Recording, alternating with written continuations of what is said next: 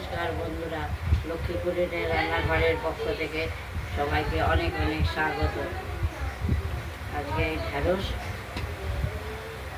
পোস্ত এই যে বাটা হয়ে গেছে। পোস্ত আমরা শিলে বেটে নিয়েছি, বেটে বাটিতে তুলে নিয়েছি। আজকে ঢেঁড়স সঙ্গে পোস্ত দিয়ে পাতুরি হবে।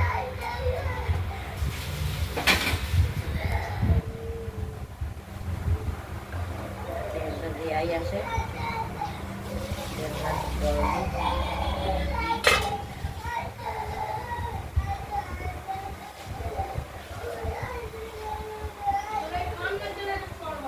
মেরো না গো,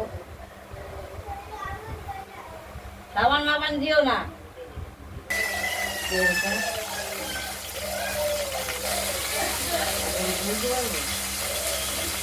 তেলটা ফেটে গেছে, ঢেঁড়সগুলো দিয়ে দেবো। ঢেঁড়সগুলো দিয়ে দেওয়া তুমি বলে দেওয়া আছে। ঢেঁড়সগুলোকে আমরা প্রথমে এই অবস্থা ভাজা করে নেব, ভাজা ভাজা করে নেব।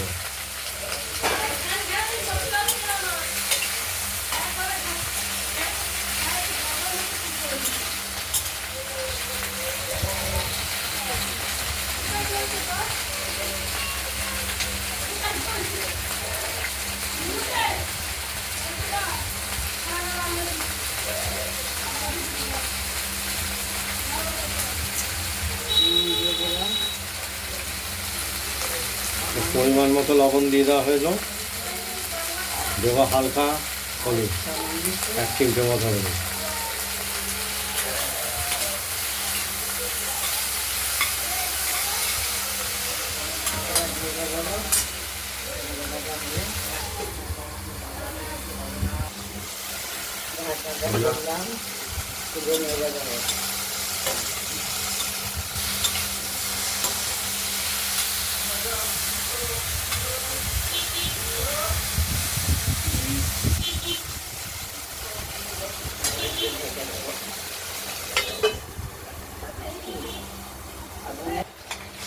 আমরা স্বাদের জন্য পরিমাণ মতো একটু চিনি দিয়ে নিলাম,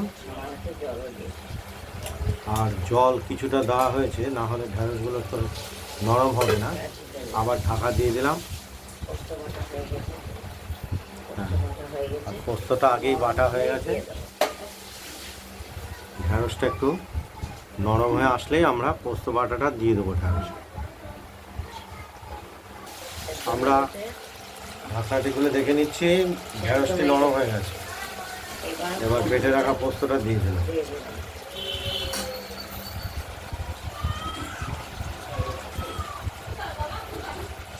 দেখ, তোর দেখছিস না কেন?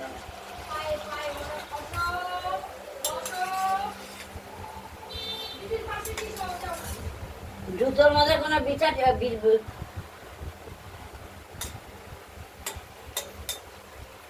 পোস্তটা পুরোপুরি দিয়ে আমরা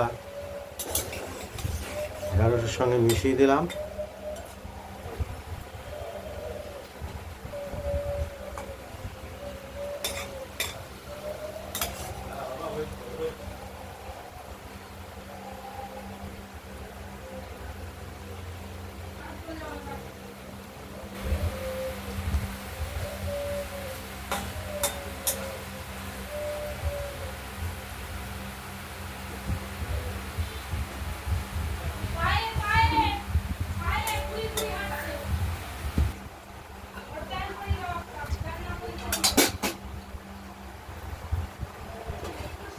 ঢাকা দিয়ে দিলাম।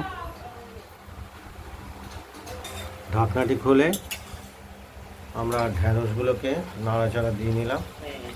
অনেকটাই সেদ্ধ হয়ে এসেছে, তরকারিটা আমাদের রেডি হয়ে গেছে।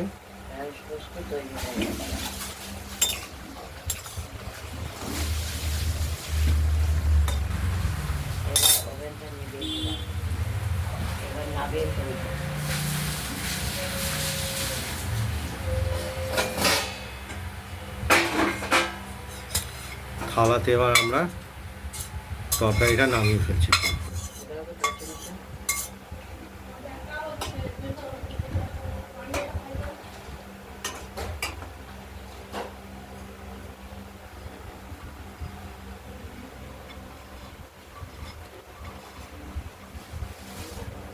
আপনাদের এই ঢ্যাঁড়স পোস্ত